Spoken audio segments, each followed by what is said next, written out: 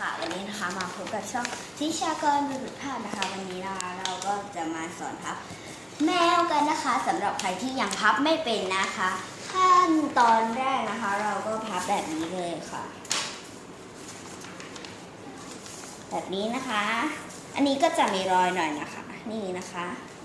ถ้าใครเป็นกระดาษ A4 นะคะแล้วก็พับแบบนี้แล้วมันจะมีนะคะของบางคนนะ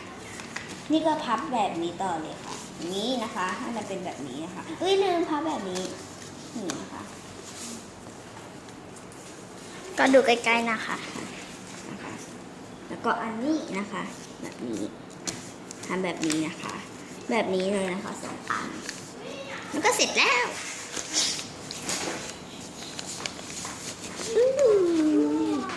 แล้วก็แค่เขียนหน้าตานะคะ ให้มันเป็นรูปแมวพี่อยู่เขียนให้หน่อย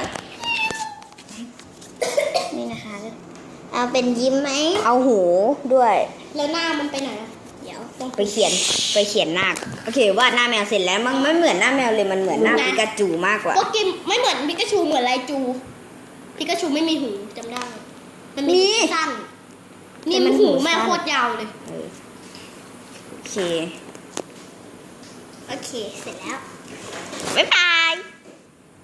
แข่งวาดรูปกันเมื่อไหร่